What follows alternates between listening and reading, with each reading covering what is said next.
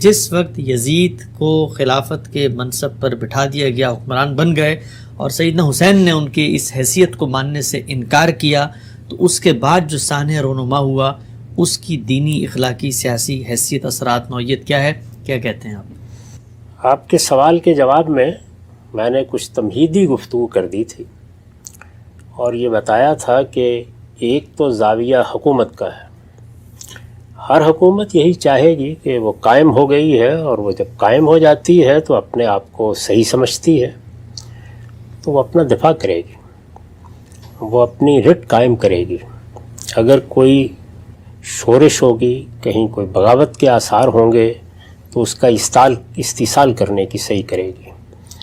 اس میں بعض اوقات سخت اقدامات کی ضرورت بھی پڑ جاتی ہے، اور میں نے یہ عرض کیا تھا کہ اگر ہم حکومتوں کی تاریخ پڑھیں، وہ بنو امیہ کی ہوں، بنو عباس کی ہوں، عثمانیوں کی ہوں، مغلوں کی ہوں، تو آپ کو جگہ جگہ یہ ذکر ملے گا کہ فلاں علاقے میں فلاں جگہ پر اس طرح لوگ جمع ہو رہے تھے، فلاں شخص نے کچھ تحور کا مظاہرہ کیا، یہ معلوم ہوا کہ حکومت کو کوئی چیلنج درپیش ہو رہا ہے، تو اس طرح کے اقدامات کیے گئے، اور شورش یا بغاوت کے اثرات وہ ختم کر دیے گئے۔ تو حکومت کی طرف سے یہ چیزیں شب و روز ہوتی ہیں۔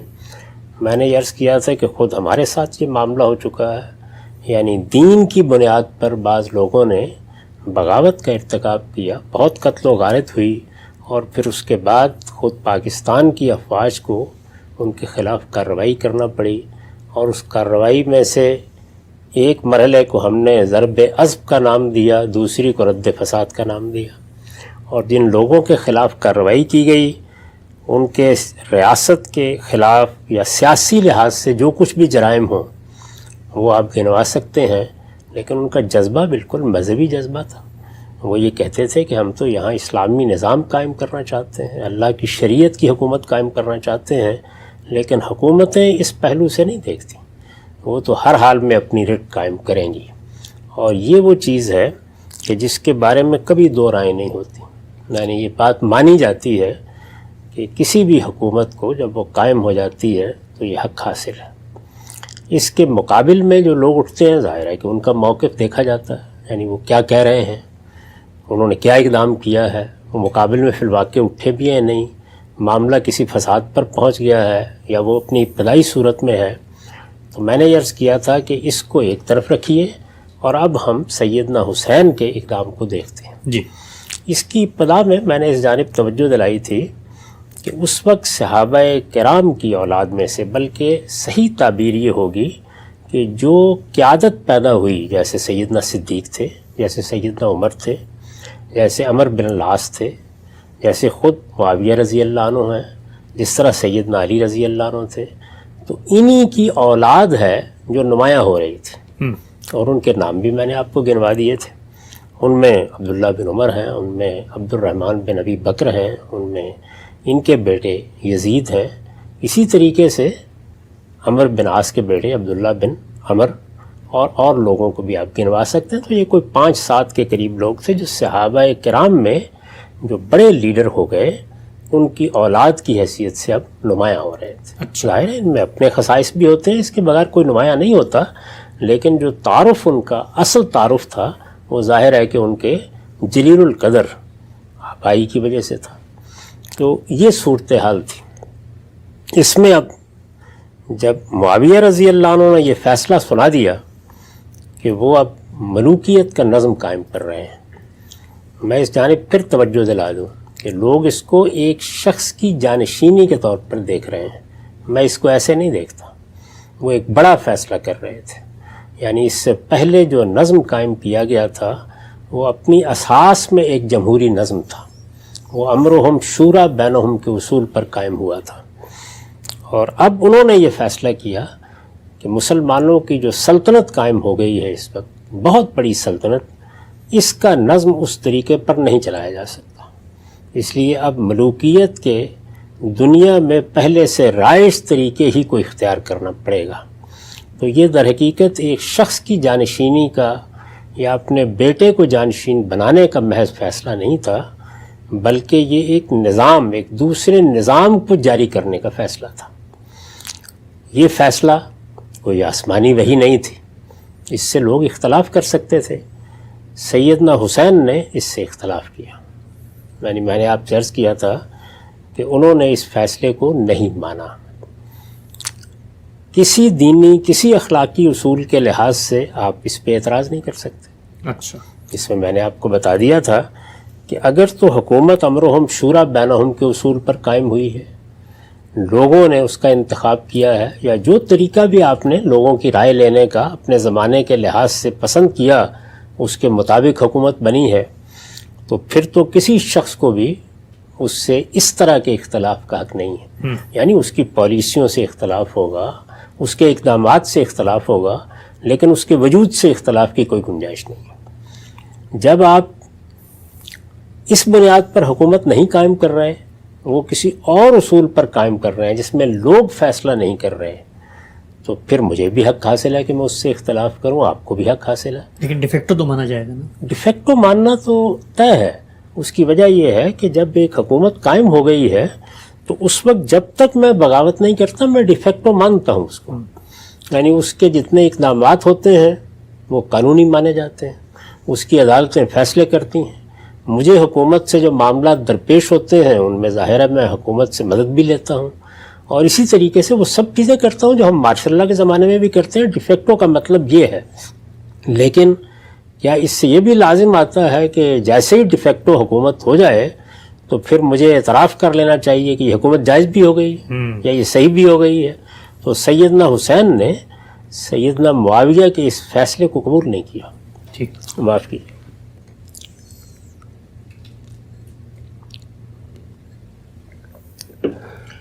انہوں نے اس فیصلے کو قبول نہیں کیا۔ میرے نزدیک وہ اس کا حق رکھتے تھے۔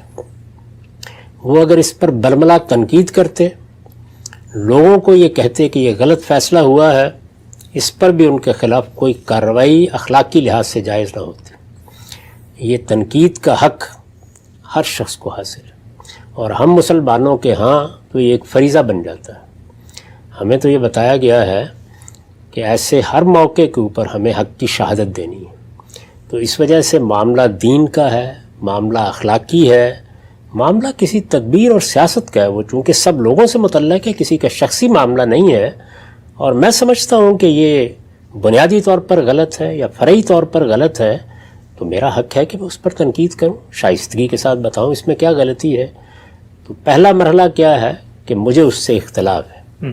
اختلاف ہے تو کوئی شخص بھی اس کو جرم نہیں قرار دے سکتا۔ سیدنا حسین نے اختلاف کیا۔ دوسرا مرحلہ کیا ہے؟ میں اس پہ تنقید کروں، میں یہ کہوں کہ میں اس کو نہیں مانتا، میں لوگوں کو بتاؤں، اس کو بھی کسی لحاظ سے غلط نہیں کہا جا سکتا۔ لیکن انہوں نے یہ کام بھی نہیں کیا۔ مدینے میں وہ تھے، ان سے بیعت کا تقاضا کیا گیا۔ میں یہ عرض کر چکا ہوں کہ بیعت ووٹ دینے کا عمل نہیں ہے جیسے کہ لوگ سمجھتے ہیں۔ یہ جب حکومت قائم ہو جاتی ہے تو وہ اطاعت کا عہد لیتی ہے لوگوں سے۔ یہ قدیم طریقہ تھا، آج کے زمانے میں اس کی صورتیں بدل گئی ہیں۔ تو عہد اطاعت لینے کے احکام تمام گورنروں کو دیے گئے کہ وہ عہد اطاعت لیں، اور ہر جگہ لوگوں سے عہد اطاعت کا مطالبہ کیا جا رہا تھا۔ اس کی بہت سی تفصیلات آپ کو تاریخ میں مل جائیں گی۔ مدینے میں سیدنا حسین سے بھی یہ مطالبہ کیا گیا۔ میں نے یہ لفظ استعمال کیا تھا کہ انہوں نے گریز کیا اس سے، انکار نہیں کیا۔ اس میں جو واقعہ بیان ہوا ہے میں اس کو ابھی موضوع نہیں بنا رہا۔ یعنی انہوں نے گریز کیا اور خاموشی کے ساتھ وہاں سے نکل گئے۔ وہاں سے وہ مکہ آئے، ایک بڑی شخصیت ہے، ان کی ایک حیثیت بھی ہے۔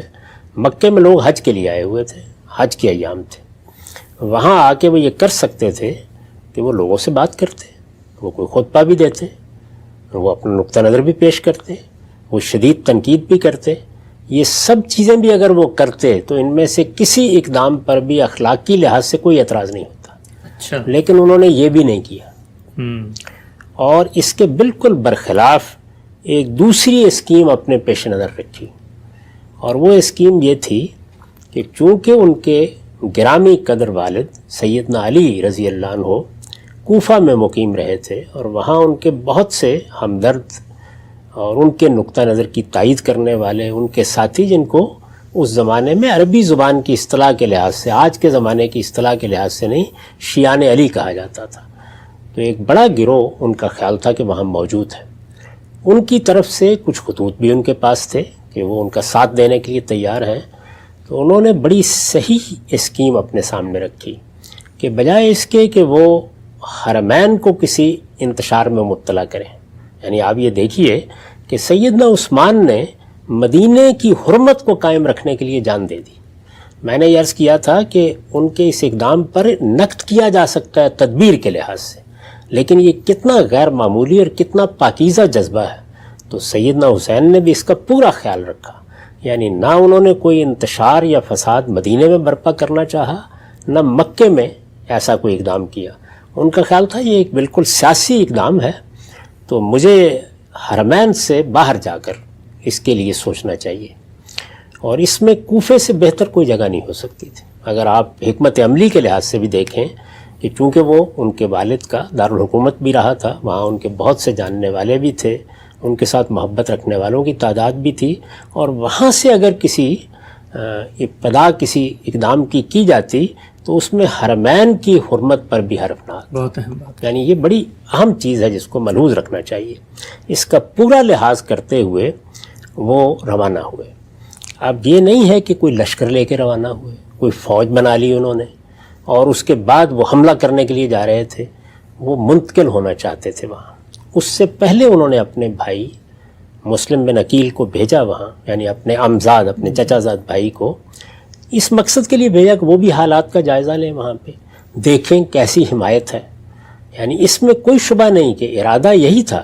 یہ نہیں ہے کہ ایک جگہ سے دوسری جگہ چلے جانا ہے. جب انہوں نے ایک فیصلے کو قبول نہیں کیا تو وہ اس پر غور کر رہے تھے کہ اب اس کا مقابلہ کیسے کیا جائے، صورتحال کیسے. یہ سوچنا بھی کوئی غلط بات نہیں.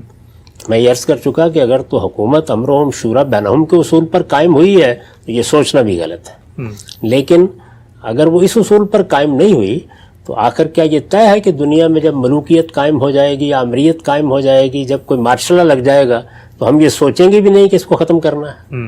ہوگا نا. یہ اپنے اپنے زمانے کے لحاظ سے ہوگا. آج ہو سکتا ہے ہم اور طریقے سے سوچیں، اس زمانے میں اور طریقے سے سوچیں، تو یہ سوچنا بھی کوئی بری بات نہیں تھی. یہ ارادہ کرنا کہ میں وہاں جا کے حالات کا جائزہ لوں گا اور اس کے بعد یہ دیکھوں گا کیا اقدام کرنا ہے، اس میں بھی کوئی چیز قابل اعتراض نہیں ہے.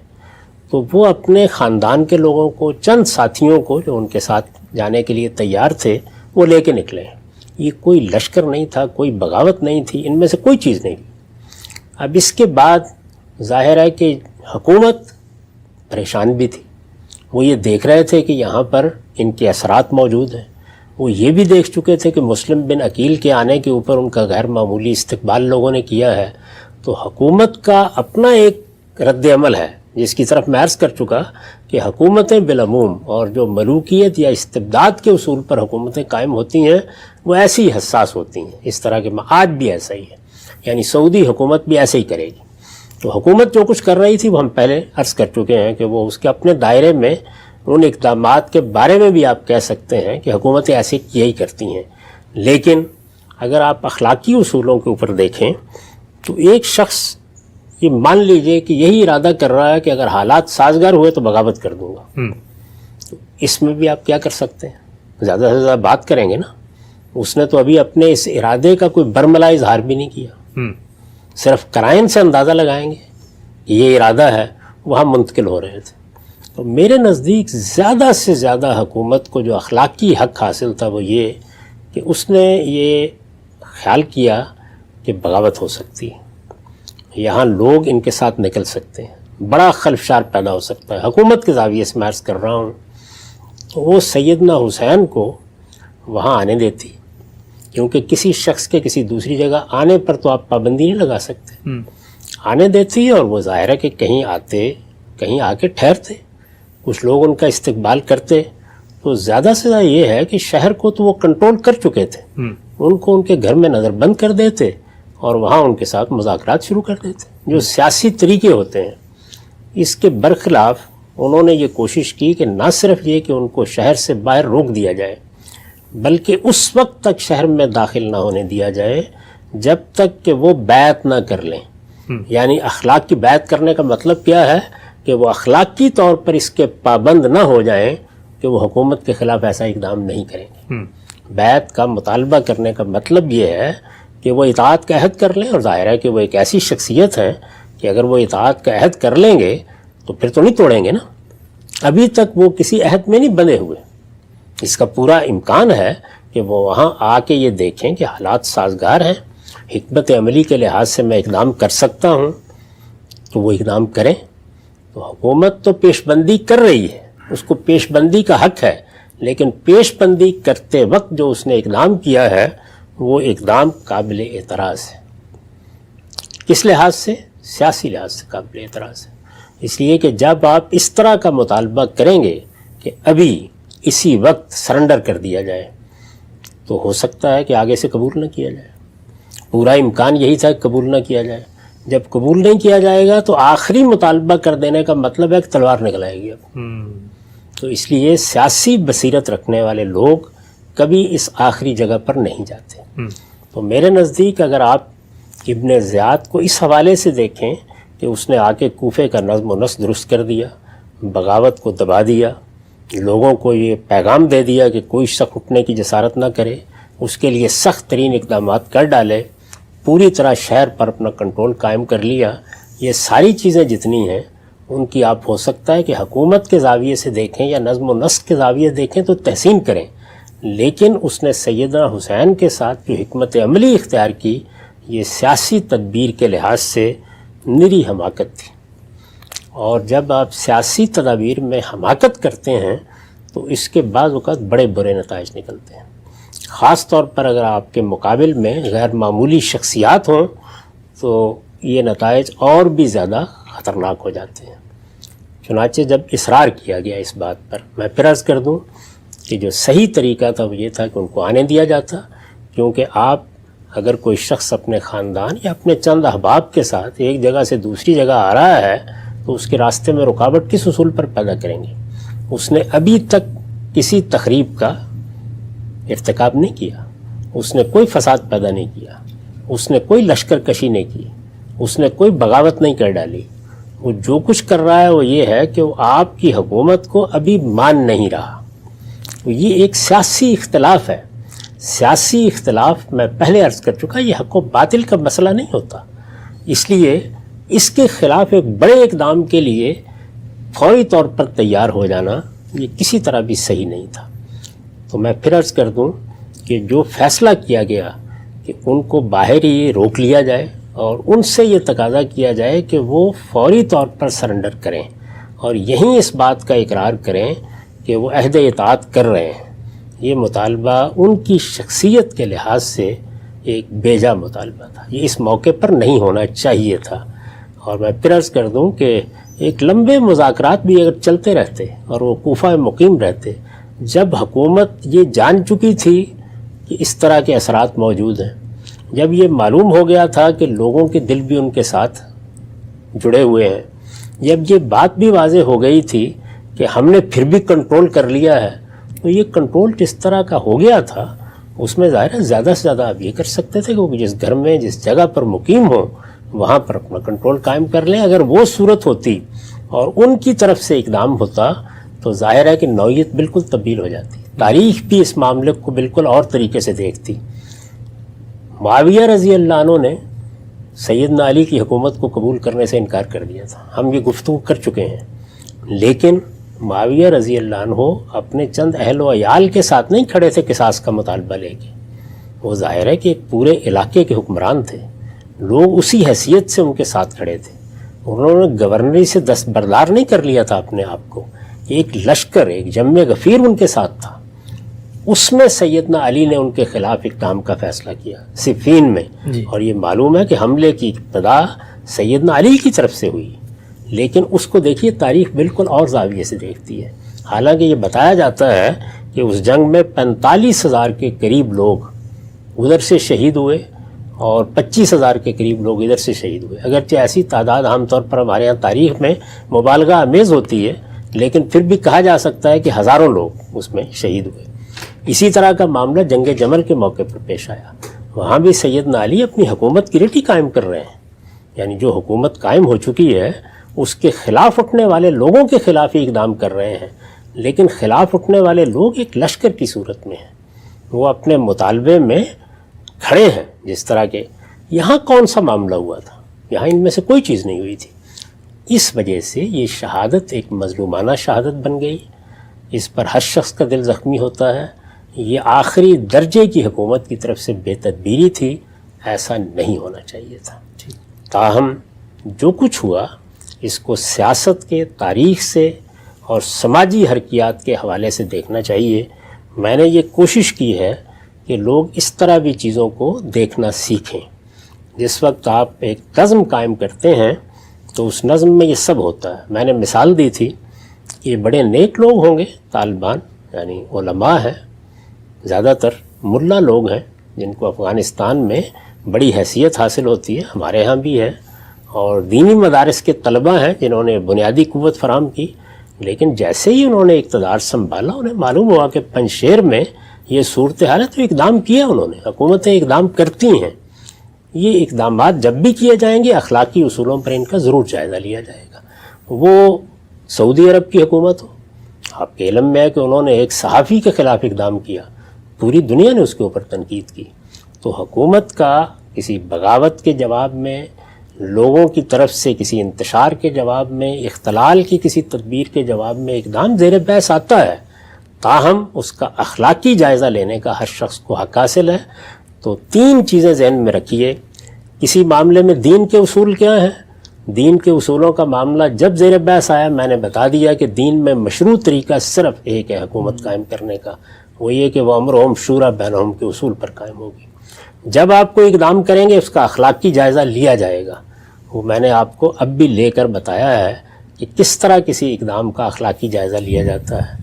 اور تیسری بات یہ کہ آپ حکومت جب قائم کرتے ہیں تو وہاں حکومت کے نظم کے حوالے سے اور سیاسی اور سماجی پس منظر میں چیزوں کو دیکھا جاتا ہے۔ ان چیزوں کے اوپر آپ حق و باطل کا حکم نہیں لگایا کرتے۔ حق و باطل کا حکم صرف دو زاویوں سے ہوتا ہے، دین کیا کہتا ہے، اخلاقی اصول کیا کہتے ہیں۔ ٹھیک، یہ بحث بھی ہمارے یہاں ہوتی ہے کہ جو کچھ ہوا کربلا کے اندر، یہ ایک لوکل سطح کے اندر کیا گیا اقدام تھا، ایک گورنر کی طبیعت کے اندر ایک طرح کی تیزی تھی، غصہ تھا، اس کا اظہار ہوا۔ پورے بنو امیہ یا پورا کے پورا جو اس وقت کا سیٹ اپ تھا، اس کو آپ اس اقدام کا ذمہ دار قرار نہیں دے سکتے۔ تو اس میں پھر اعتدال کی بات کیا ہے؟ یعنی اس معاملے کو ہم کیسے دیکھیں گے؟ بظاہر یہی معلوم ہوتا ہے کہ کوئی یوں نہیں تھا کہ پیچھے سے کوئی احکام دیے گئے ہیں یا کوئی پابند کیا گیا ہے یا اس کی کوئی بعد میں تحسین کی گئی ہے۔ سب کو بعد میں یہی خیال ہوا کہ یہ حدود سے تجاوز ہو گیا ہے۔ لیکن آپ جانتے ہیں کہ سیاسی لحاظ سے جو ذمہ دار لوگ ہوتے ہیں، کسی کو آپ نے گورنر بنایا ہے، کسی کو پولیس کی ذمہ داری دی ہے، کسی کو فوج کی ذمہ داری دی ہے، تو بالعموم پھر یہ سزائیں نہیں دی جاتی۔ اس کی وجہ یہ ہوتی ہے کہ اگر آپ اس طرح کے اقدامات پر بھی سزائیں دینا شروع کر دیں گے تو کل کو کوئی نظم کو قائم کرنے کے لیے تیار نہیں ہوگا، اور ملوکیت میں تو اس کی گنجائش ہی نہیں ہوتی، کیونکہ ملوکیت اس اصول پر قائم ہوتی ہے کہ سیاسی اختلاف نہیں کرنے دیا جائے گا۔ ملوکیت اگر سیاسی اختلاف کو گوارا کر لے تو وہ قائم ہی نہیں رہ سکتی۔ اس وقت بھی جو دنیا میں ملوکیت کے نظم قائم ہے، یہ معاملہ تو بالکل الگ ہے نا کہ آئینی بادشاہت کا ایک تصور پیدا کر لیا گیا، جیسے برطانیہ میں ہے یا یورپ کے بعض ملکوں میں ہے، لیکن ملوکیت، بادشاہت اپنی اصل حیثیت میں جیسے وہ سعودی عرب میں ہے، وہاں اس کی گنجائش نہیں ہوتی کہ کوئی آدمی بادشاہ کے اقدامات پر اس طرح کی تنقید کرے جس پہ خود بادشاہت کو خطرہ لاحق ہو جائے، یا کوئی اقدام کرے۔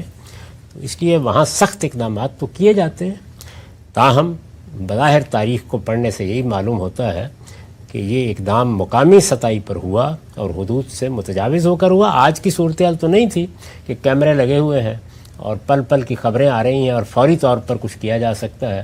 آپ جانتے ہیں کہ آپ کے ملک میں ایک دو موقعوں پر اس طرح کے اقدامات کیمروں کے سامنے ہو گئے اور نہیں روکے جا سکتے۔ لال مسجد کا واقعہ ہم دیکھ، بعد میں اس کے اوپر بھی بعض لوگ تعصب کا اظہار کرتے رہے، یہ کہتے رہے کہ غلطی ہو گئی یا یہ ہوا یا وہ ہوا۔ تو یہ معاملات سیاسی زندگی میں ہوتے ہیں۔ بظاہر یہ معلوم ہوتا ہے کہ نہ پہلے سے کسی کی منصوبہ بندی تھی اور نہ بعد میں کوئی اس کے اوپر راضی تھا، تاہم جب ہو گیا تو پھر کسی کے پاس بھی اس کا کوئی حل نہیں تھا۔ یزید کے مقابلے میں جو شخصیت کھڑی ہیں ان کا نقطہ نظر کیا ہے، ان کا نیریٹو کیا ہے؟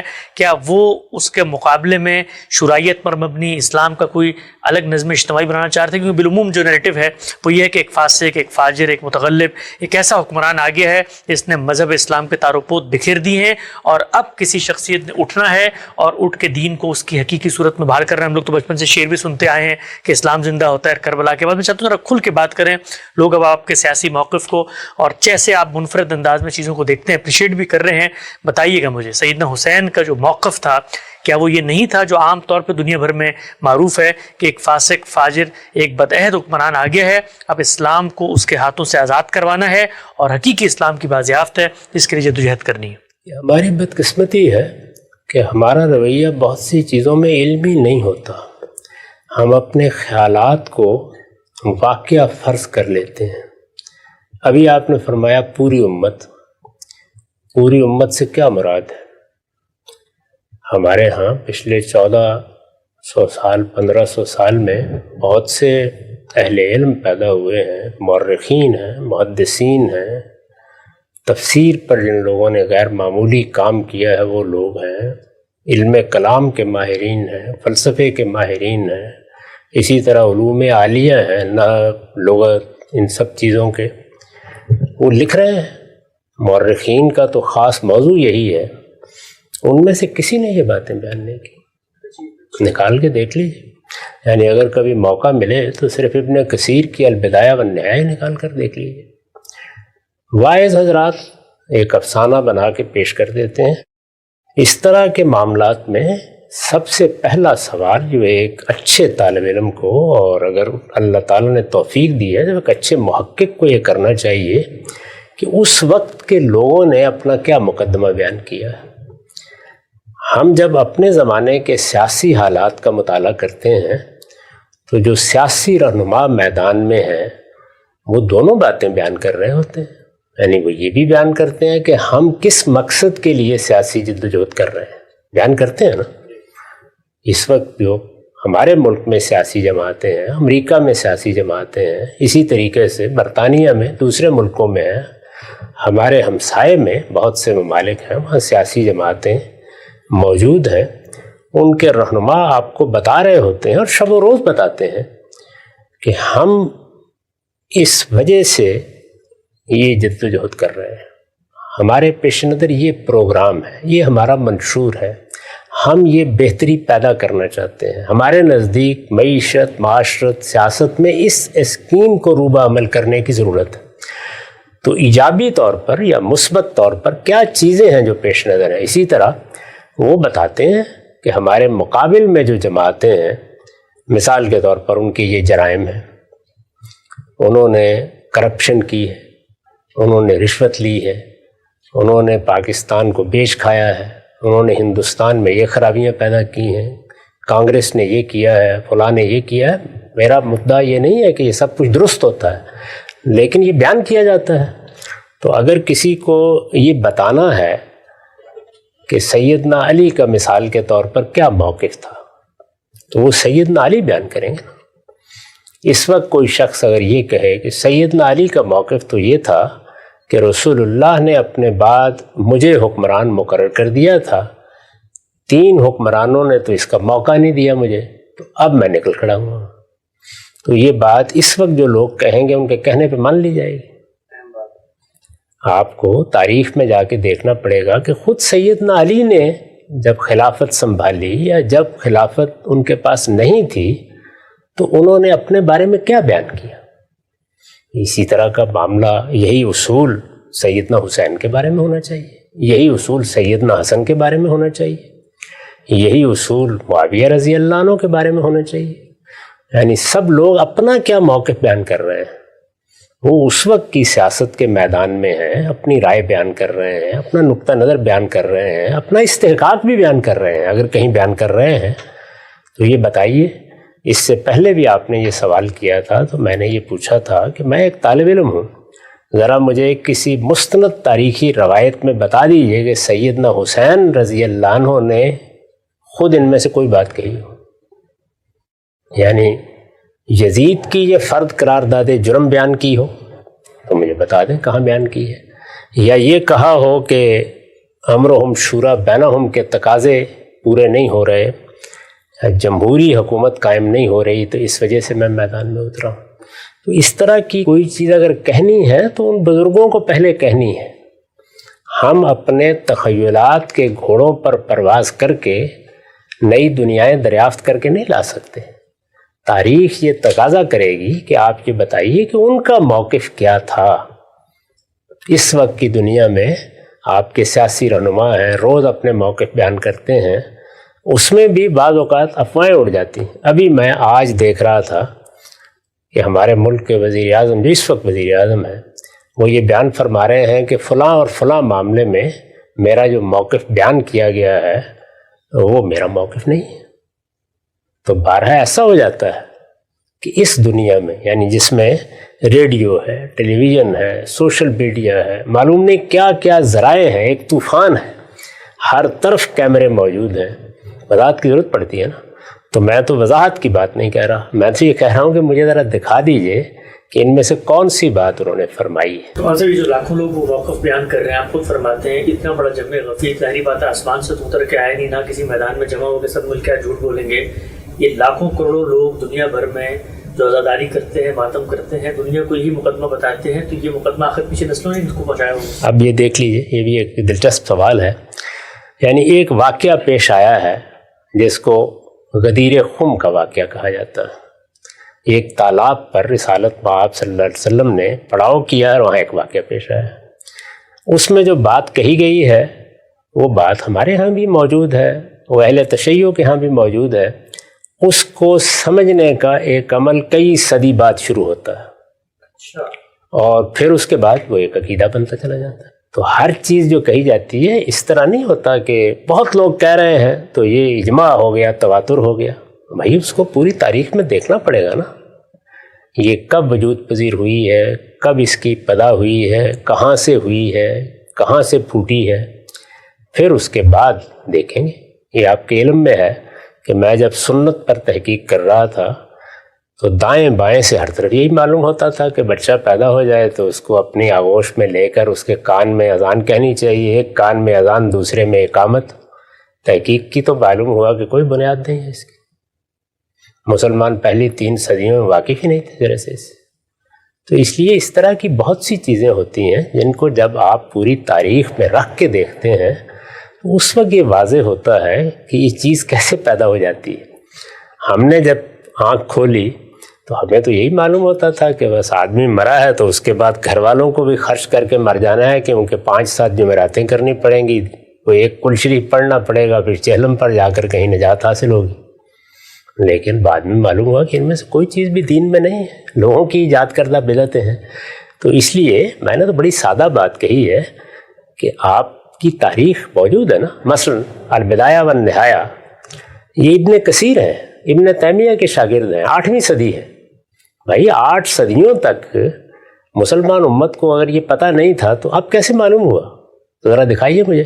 اس میں پورا موقف بیان کیا ہے انہوں نے, ایک پورا باب ہے جس میں وہ بیان کرتے ہیں کہ کیا مسئلہ ہوا, کیسے نکلے, پھر کربلا کا واقعہ کیسے ہوا, اس کی تمام تفصیلات بیان کی ہیں انہوں نے. تو مجھے ذرا دکھا دیجیے اس میں کسی جگہ. میرے دل میں ایک بات ہے اور ایسا ہونا چاہیے, میرا ایک رومان ہے, میں اس کو دیکھنا چاہتا ہوں. یہ انہیں بیان کرنا تھا. وہ بڑی غیر معمولی شخصیات ہیں, بڑی زیرک شخصیتیں ہیں. میرے نزدیک تو اس کا کوئی امکان ہی نہیں تھا میرے بھائی. اگر سیدنا علی بھی دنیا میں رہتے تو موروثیت ہی ہونی تھی.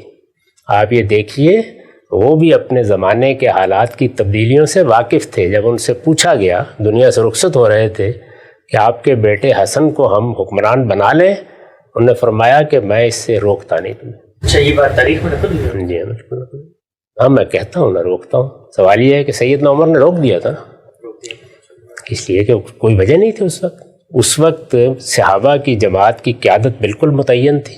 یہ معلوم تھا کہ ان لوگوں میں سے جس کو بھی حکومت دی جائے گی باقی لوگ اس کے سامنے سر تسلیم خم کر دیں گے. آخر انہوں نے جب 6 لوگوں پر یہ ذمہ داری ڈالی تو کیا کہہ کے ڈالی؟ ذرا پڑھیے تاریخ میں, طبقات ابن سعدی میں پورا واقعہ نکال دے کہ دیکھ لیجئے کیا کہا؟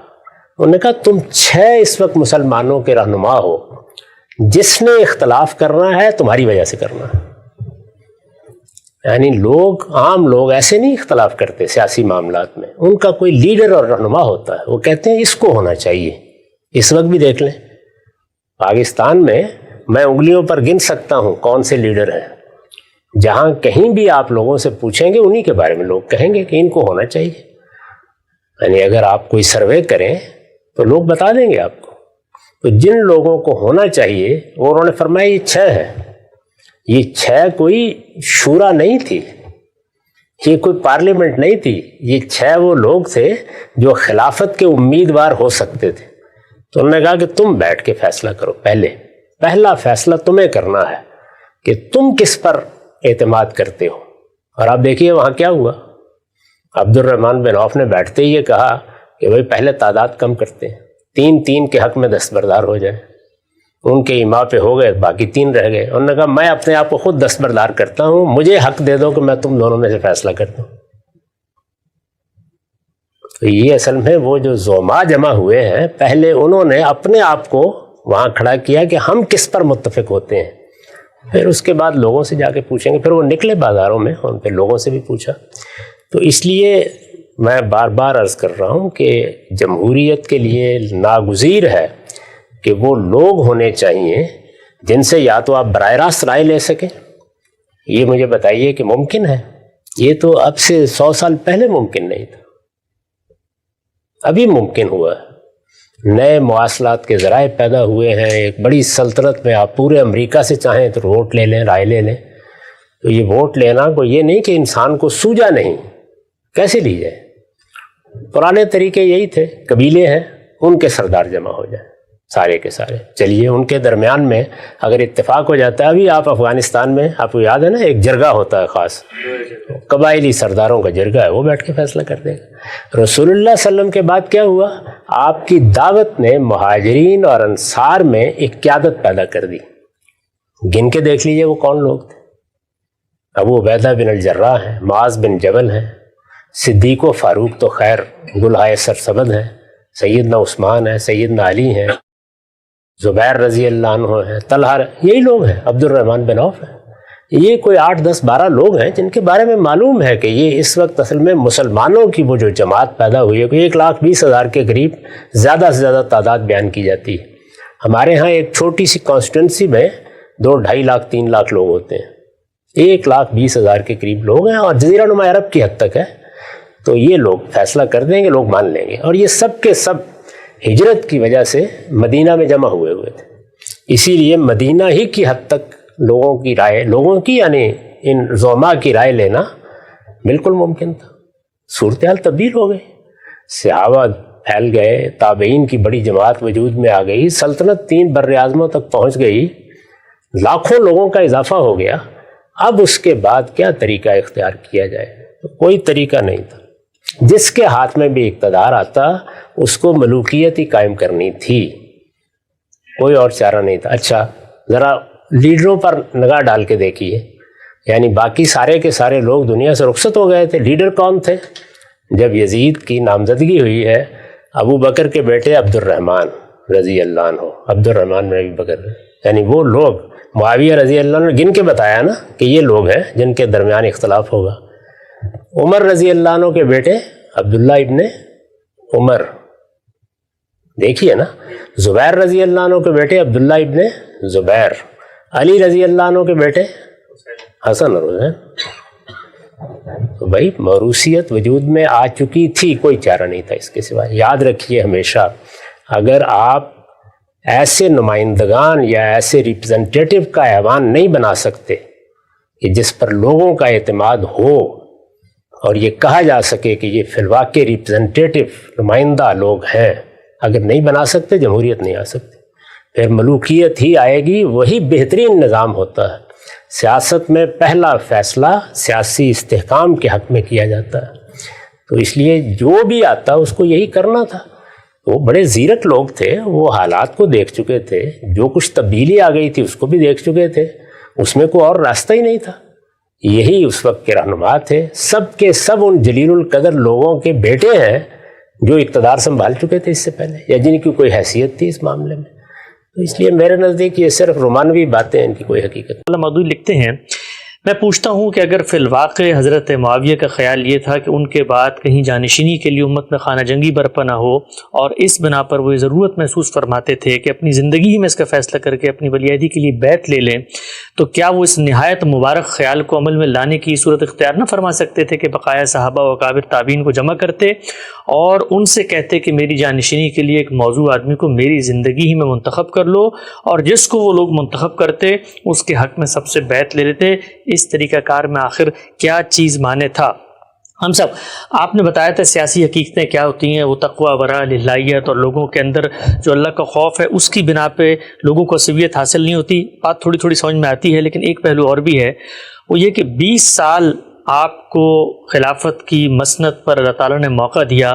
ان 20 سالوں میں بر اعظموں کے مسائل حل ہو گئے. ان 20 سالوں میں امت جو ہے وہ علم میں، فضل میں، مال میں، دولت میں کہاں سے کہاں پہنچ گئی. ہر چیز میں ارتقا ہوا. ایک نہیں ہوا تو صرف اس میں کہ جی میرے بعد انتخاب کس کا ہوگا. 20 سال کوئی نظام نہیں بن سکا، چلیں وہ بھی سمجھ میں آتا ہے، کوئی نظام متبادل تھا نہیں، ریاست پھیل گئی، ساری باتیں ٹھیک ہیں، لیکن 20 سال کے عرصے میں آج آ کر جو نظر رکی وہ گھر پہ رکی، اور جس کا انتخاب کیا وہ اپنی شاہکار اولاد ہی تھی. صرف میں عرض کر چکا ہوں کہ یہ اولاد کا انتخاب نہیں ہے، یہ ملوکیت کو بطور ایک نظام کے اختیار کرنا ہے. رسول اللہ صلی اللہ علیہ وسلم کی نسبت سے جو بعض روایتیں بیان کی گئی ہیں ان میں بھی ملوکیت کا لفظ استعمال کیا گیا ہے. یہ سوال آپ ہی نے کیا تھا کہ بنی اسرائیل میں بھی اللہ تعالیٰ نے سلیمان و داؤد کو بادشاہ بنایا اور وہ پیغمبر بھی تھے. اس پر تجزیہ کر کے میں نے یہ عرض کیا تھا کہ ملوکیت اپنی ذات میں ایک نظم ہے، یعنی یہ محض کسی کو اولاد کی حیثیت سے ترجیح دینے کا نام نہیں ہے، وہ اپنی ذات میں ایک نظم ہے. اس نظم کی ضرورت انسان کو کیوں پیش آتی ہے؟ 2 چیزیں چاہیے ہوتی ہیں اور سیاسی لحاظ سے بڑی ضروری ہیں.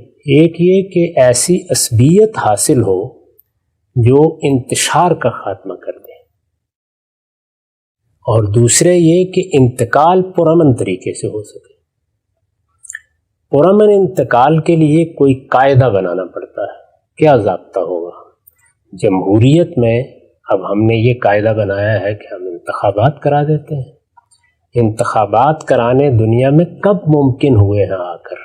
یعنی یہ کیا انگلستان میں 1000 سال پہلے ممکن تھے؟ کیا یہ یورپ میں ممکن تھے؟ کیا یہ باقی دنیا میں ممکن تھے؟ تو سوال یہ ہے کہ یہ طریقہ کہ انتخابات کرا دیے جائیں، انتخابات ایک چھوٹے سے علاقے میں کرانے تو شاید ممکن اس وقت بھی ہوتے کہ چلیے مدینے میں انتخابات کرا لیے جائیں. خود رسالت مآب صلی اللہ علیہ وسلم نے حنین کے موقع پر جب یہ چاہا کہ لوگ مشورہ دیں تو آپ نے وہاں انتخاب کرا دیا اور یہ کہا کہ تم لوگ اپنے عرفاء منتخب کر کے میرے پاس بھیج دو، وہ میرے ساتھ بات کر لیں. تو 8-10 ہزار لوگ یا اس سے کم و بیش انہوں نے ایک جگہ پر جہاں وہ جمع تھے اپنے نمائندے منتخب کر کے بھیج دیے. اسی طرح سے قبائلی طریقے سے جو قیادت پیدا ہوتی ہے وہ عرب میں پہلے سے موجود تھی.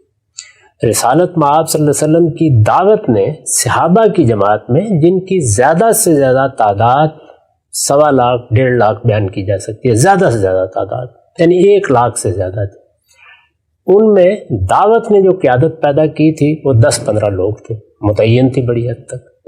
لیکن یہ کہ سلطنتوں کی سطح پر کیا انتخابات کرائے جا سکتے تھے؟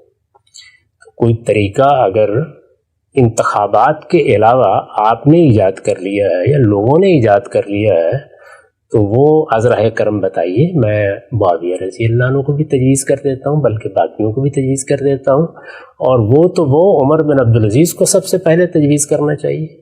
یہ خلیفہ راشد جن کے بارے میں یہ بحث ہی ختم ہو گئی کہ کوئی ان پر معترض ہو، ان کا زہد، ورع، تقوی، علم سب بے مثال، لیکن بہرحال اسی طریقے کو جاری رکھتے ہوئے دنیا سے رخصت ہو. تو ملوکیت اپنی جگہ ایک نظم ہے، یہ محض بیٹے کو حکومت دینا نہیں ہے. اس وقت ملکہ برطانیہ دنیا سے رخصت ہوئے ہیں. یورپ کے 12-13 کے قریب ممالک میں ابھی بھی بادشاہت ہے. وہاں کیا اصل مسئلہ بیٹا ہے؟ اصل مسئلہ یہ ہے کہ ایک خاندان کو عصبیت حاصل ہے، اس کو قومی سطح پر مانا گیا ہے، اور پرامن انتقال اقتدار کے لیے ایک نظم بنانا ضروری. یعنی وہ نظم کیا ہوگا جس پر سب لوگ جمع ہو جائیں. یہی چیز اگر آپ غور کر کے دیکھیں تو خود ہمارے ہاں کی سیاسی جماعتوں میں آپ کو نظر آتی ہے، سیاسی خاندانوں میں نظر آتی ہے. یعنی اگر اولاد موجود ہے یا کوئی اس طریقے سے خاندان میں ذمہ داری سنبھال لیتا ہے تو بڑی بڑی شخصیات اس کے ساتھ وابستہ ہو جاتی ہیں. لیکن اگر ایسا نہ ہو تو ادھر پارٹی کا سربراہ نظروں سے ہٹتا ہے اور ادھر 3-4 پارٹیاں وجود میں آ جاتی ہیں. تو 2 چیزوں کو ہدف بنایا جاتا ہے کسی نظم میں. ایک یہ کہ عصبیت حاصل رہے، وہ عصبیت دور حاضر میں سیاسی جماعتیں فراہم کرتی ہیں. یعنی ایک سیاسی جماعت اپنا نظم قائم کرتی ہے، ملک بھر میں لوگ اس سے وابستہ ہوتے ہیں، ان کا ایک جذباتی تعلق پیدا ہوتا ہے، وہ اس میں اپنے آدرش اور اپنے نصب العین دیکھتے ہیں، اپنے خواب اس سے وابستہ کرتے ہیں، یا اس کے پروگرام سے کسی حد تک متعلق ہوتے ہیں، اس سے اچھی امیدیں قائم کرتے ہیں، تو ایک عصبیت وجود میں آنا شروع ہو جاتی ہے. اور دوسرے یہ کہ پھر فیصلہ کیسے ہو، پرامن فیصلہ کرنا ہے نا. یعنی فیصلے کے 2 ہی طریقے ہیں، یا وہ پرامن طریقے سے ہوگا اور یا پانی پت کے میدان میں ہوگا. تو پرامن طریقے سے فیصلہ کرنے کے لیے پھر ولی عہدی کا طریقہ اختیار کیا جاتا ہے اور اس میں بتایا جاتا ہے، بلکہ یہاں تک دیکھیے بتا دیا گیا ہے کہ اگر یورپ کے بعض ملکوں میں بڑا بیٹا نہیں ہوگا تو کیا ہوگا، چھوٹا ہوگا تو کیا ہوگا، بھائیوں کی طرف معاملہ جائے گا تو کیا ہوگا، یہ سب بتانا پڑتا ہے. اس کا کوئی تعلق اس سے نہیں ہے. میرے نزدیک اصل مسئلہ بیٹے کو ولی عہد بنانے کا نہیں ہے، اصل مسئلہ ملوکیت کو بطور نظام اختیار کرنے کا ہے. وہ جب بھی بطور نظام اختیار کی جائے گی خاندان تک محدود رکھنا پڑے گا. تو بیٹا ہوگا وہ سنبھال لے گا، بھائی ہوگا وہ سنبھال لے گا. یہ آپ کو معلوم ہے کہ یہ تھوڑے ہی عرصے کے بعد بنی مروان کی طرف چلی گئی تھی، جس کو ہم بنو امیہ کی حکومت کہتے ہیں. لوٹ گئی تھی اس لیے کہ آگے کچھ نہیں تھا، اور خود یزید کے اپنے بیٹے نے معذرت کر لی تھی کہ میں ذمہ داریاں نہیں آگے نبھا سکتا. تو یہ سب چیزیں جتنی ہیں وہ ایک نظم میں پیش آ رہی ہیں. جس طرح سیاسی جماعتوں کا نظم فیصلہ کرتا ہے یا دنیا میں ایک دوسرے نظم کا تجربہ ہو رہا ہے. چین میں ایک تنہا پارٹی کی بنیاد پر نظم قائم کیا گیا ہے. اپنی فطرت کے لحاظ سے آمریت اور استبداد ہے، لیکن ایک نظم قائم کر دیا گیا ہے. اس میں حکومت منتقل ہوتی رہتی ہے اور پرامن طریقے سے انتقال اقتدار ہوتا رہتا ہے. تو یہ ایک نظام ہے جس کو اختیار کرنے کا فیصلہ کیا گیا، اس سے اس کے کوئی تعلق نہیں ہے. یہ 2 ہی صورتوں میں قائم رہ سکتا ہے. یعنی یا تو آپ میرٹ پر فیصلہ کریں گے، وہ میرٹ بھی کیا ہے اس پر ہمارے شاعر کا تبصرہ ہے کہ جمہوریت ایک طرز حکومت ہے کہ جس میں بندوں کو گنا کرتے ہیں تولا نہیں کرتے. یعنی وہاں بھی کوئی افلاطونی میرٹ بنانا ممکن نہیں ہو سکا کہ سب سے بڑا عالم منتخب کیا جائے اور سب سے بڑا فلسفی اور سب سے بڑا حکیم اور سب سے بڑا مدبر. نہیں، لوگوں کی اکثریت جس کا انتخاب کر لی. کیا چیز ہے یہ؟ اصل میں فصل نزاع کا پرامن طریقہ ہے اور کچھ نہیں ہے. اس میں بعض اوقات جو لوگ منتخب ہوتے ہیں ان سے کہیں زیادہ باصلاحیت لوگ ملک کے اندر موجود ہوتے ہیں. لوگ ان کی طرف التفات کر کے دیکھتے بھی نہیں، نگاہ بھی نہیں اٹھاتے. اس وقت جو سیاسی جماعتیں میدان میں اتریں گی ابھی چند مہینے کے بعد، ان کے رہنماؤں کو ذرا دیکھیے سامنے. کیا وہ فی الواقع ہماری قوم کے گلہائے سرسبز ہیں؟ کیا علم، عقل، بصیرت، تدبر کے لحاظ سے وہی ہیں، لیکن سیاسی عصبیت انہی کو حاصل ہے. تو اس لیے یہ جو مذہبی لوگ بعض باتیں کرتے ہیں یہ بالکل ناقابل فہم ہے. نہ یہ افلاطون کی سمجھ میں آئی تھی جب وہ فلسفیوں کی حکومت کا خواب دیکھ رہا تھا، نہ ہمارے لوگوں کی سمجھ میں آئی ہے. وہ یہ خواب دیکھتے ہیں کہ رسول اللہ کے بعد ایک بہت بڑی تبدیلی آ کے ایک نئی جماعت بن گئی تھی. اس میں دنیا کے پرانے تصورات سب کے سب ٹوٹ گئے اور وہ نئی جماعت تھی، اس کی قیادت پیدا ہوئی. ایک نئی جماعت جو کوئی کم و بیش 1 لاکھ کے قریب لوگوں کا مجموعہ ہے، اس میں جو 8-10 لوگ لیڈر پیدا ہو گئے ہیں اعلیٰ درجے کے، وہ جتنی دیر نکال سکتے تھے نکال گئے. اس کے بعد دنیا کو اسی جگہ آنا تھا جہاں وہ ہمیشہ سے رہی ہے، جہاں اب بھی ہے، جہاں صدیوں سے کھڑی ہے۔ وہ لوگ ہیں اور سلطنتوں میں پھیلے ہوئے کروڑوں لوگ ہیں، ان لوگوں میں عصبیت فیصلہ کن ہوگی اور پرامن انتقال اقتدار کے لیے یا انتخابات کرانے پڑیں گے جو اب آپ نے ایجاد کیا ہے، یہ ممکن نہیں تھے، اور یا کیا ہوگا؟ ملوکیت۔ تو ملوکیت کو بطور نظام اختیار کیا انہوں نے اور بالکل درست فیصلہ کیا۔ میرے نزدیک اسی فیصلے نے اس سلطنت کو قائم رکھا۔ ایک ہم سے نقطہ آپ نے واضح فرمایا، کچھ اور ضمنی پہلو چاہتا ہوں ذرا اس پہ بھی آپ روشنی ڈالیں۔ یہ بات تو سمجھ میں آتی ہے ہم سے جو آپ بات فرما رہے ہیں، علم سیاست ہو، عمرانیات ہو، تاریخ ہو، فلسفہ حیات، سب چیزیں جو ہم دیکھ رہے ہوتے ہیں ماڈرن اسٹیٹ اسٹرکچر میں بھی اسی وقت اپنایا گیا ہے، لیکن ایک عام آدمی کو جو چیز ہضم نہیں ہوتی، تنکے کی طرح دماغ میں چپتی ہے، وہ یہ کہ بھئی یہ ساری باتیں غامدی صاحب کریں عام لوگوں کے بارے میں، ہمارے سیاستدانوں کے بارے میں جو اس وقت زمینی حقیقتیں ہیں ان کی طرف ہم توجہ دلاتے ہیں۔ صحابہ اکرام تو قدسیوں کا ایک گروہ ہے، ان کی للہیت، تقوی، ورع، ان کے اندر اللہ تعالیٰ نے جو سعودہ صفاتگی رکھی، ایک ایک چیز ان سے تو ہم مثلا یہ توقع نہیں کر سکتے نا کہ جی جو نظام چل رہا ہے اور جو عصبیت حاصل ہو رہی ہے۔ مثلا میں آپ کو مثال ایک دیتا ہوں، 20 سال آپ رہے ہیں امیر معاویہ، 20 سالوں میں رسول اللہ کی قائم کردہ جماعت کہ کسی بندے پر عصبیت پیدا کرنے کا عمل کیوں نہیں کر سکتے تھے وہ؟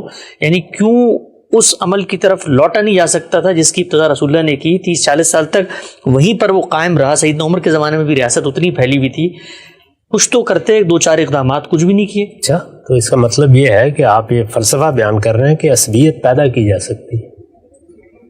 ہمارے ہاں جو جماعتیں برسر اقتدار آئی ہیں ان کو بعض اوقات بعض حوادث سے سابقہ پیش آ گیا۔